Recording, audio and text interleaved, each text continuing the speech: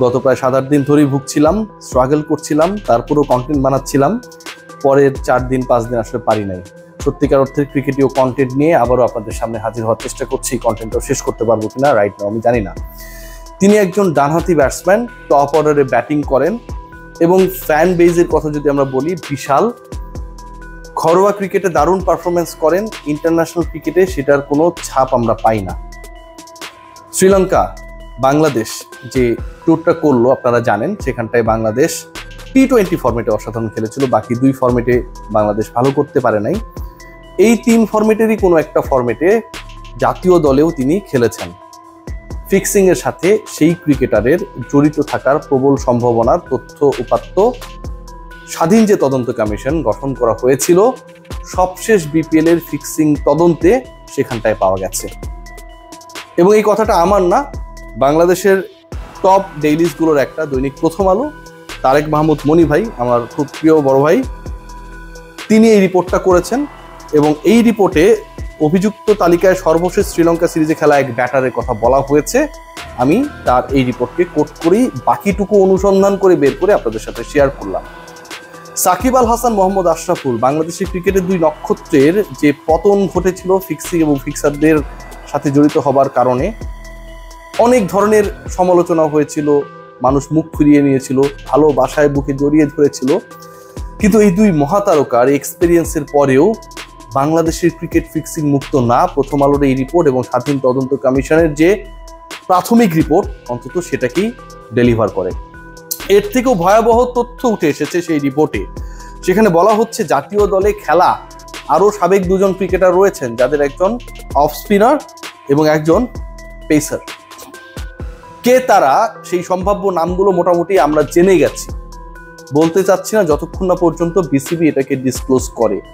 শ্রীলঙ্কা সিরিজে খেলা ওই ক্রিকেটার কে সেটাও মোটামুটি সবাই জেনে গেছে, সেটাও কেউ ডিসক্লোজ করছে না যতক্ষণ না পর্যন্ত বাংলাদেশ ক্রিকেট বোর্ড এটাকে ডিসক্লোজ করে।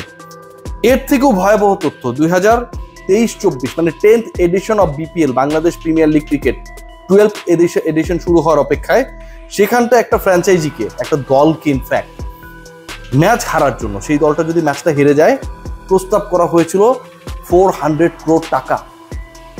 শেষ পর্যন্ত সেই ফ্র্যাঞ্চাইজি সেই অফারটাকে নিয়েছিল কি নেয় নাই এটা এখনো প্রমাণিত হয় নাই, তদন্ত এখনো চলছে বা চলবে এই বিষয়ে। কিন্তু একটা দলকে একটা পার্টিকুলার ম্যাচ হারার জন্য 400 কোটি টাকার যখন অফার করা হয় এবং এটা যখন এরকম একটা হাই প্রোফাইল তদন্ত কমিটি রিপোর্টে উঠে আসে, এর মানে দাঁড়ায় কি?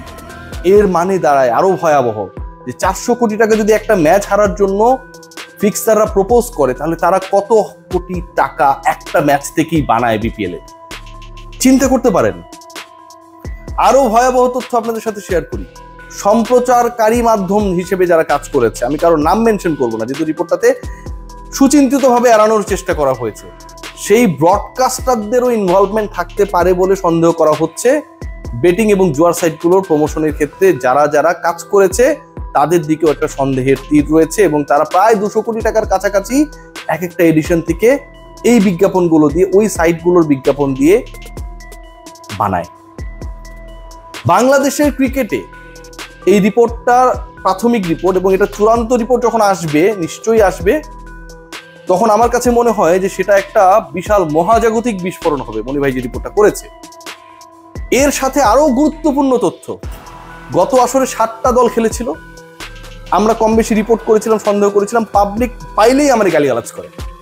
এবং এই 7টা দলের মধ্যে স্পট ফিক্সিং এর সাথে জড়িত থাকার প্রমাণ পেয়েছে অন্তত 3টা ফ্র্যাঞ্চাইজির ক্ষেত্রে, তাদের নাম উল্লেখ করে দেওয়া হয়েছে। ভাবা যায় কতটুকু আপনি প্রপার এভিডেন্স পেলে সেই 3 ফ্র্যাঞ্চাইজির নাম উল্লেখ করে দেন যে তারা এরকম কর্মকাণ্ডের সাথে, নিষিদ্ধ কর্মকাণ্ডের সাথে সবশেষ এডিশনে জড়িত ছিল।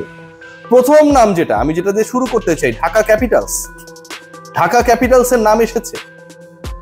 আমি যখন এই দলকে নিয়ে সমালোচনা করেছিলাম বিভিন্ন সময়, আপনারা বলেছিলেন যে আমি সাকিব খানকে দেখতে পারি না। বিশ্বাস করেন সাকিব খান এগুলো জানেও না।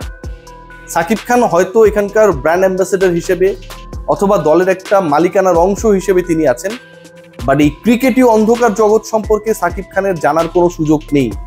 কিন্তু তার যারা কো পার্টনার হিসেবে কাজ করেছে, আমি মিস্টার এম এর কথা বলেছিলাম, আপনারা মনে করেন 1 বছর আগে আমি বিভিন্ন রিপোর্ট করতাম, mister M mister M mister M.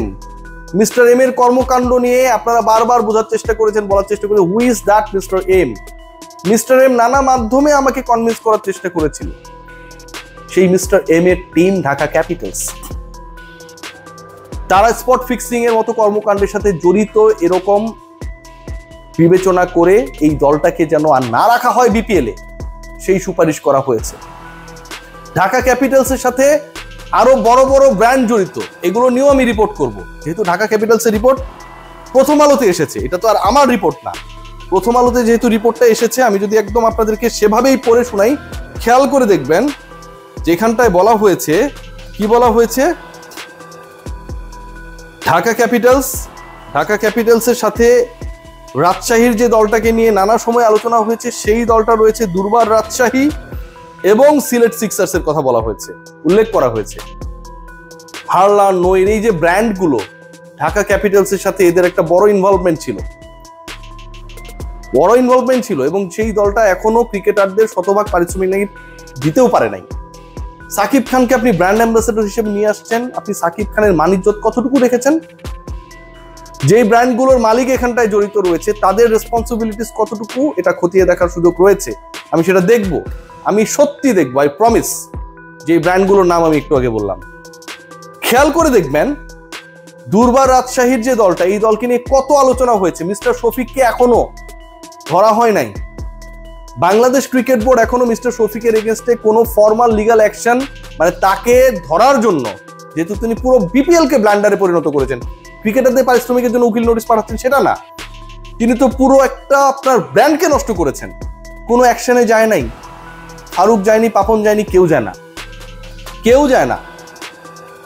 Sylhet sixers, upcoming BPL এ যে দলগুলো থাকবে না, সেই আলোচনায় ঢাকা ক্যাপিটালসের নাম আমি বলেছিলাম।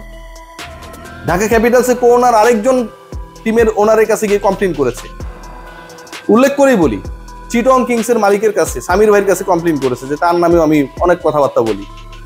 চিটং কিংস এর মালিক তো আর ওই ফিক্সিং করে নাই, তিনি তো আর এগুলোর সাথে জড়িত না, তার মনে হয়েছে যে অন্য মালিকরাও ভালো।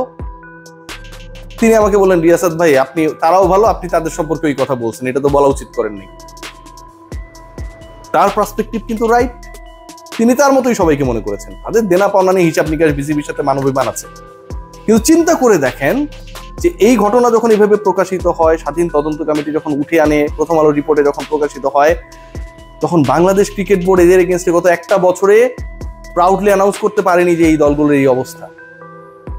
একটা ম্যাচ বিক্রি করার জন্য, হেরে যাওয়ার জন্য 400 crore এমন একজন ক্রিকেটারের নাম তারা খুঁজে পেয়েছে। নিশ্চয়ই তদন্ত কমিটি তাদের আপডেটস পুরো ন্যাশনাল টিমকে দিচ্ছিল, ম্যানেজমেন্টকে দিচ্ছিল।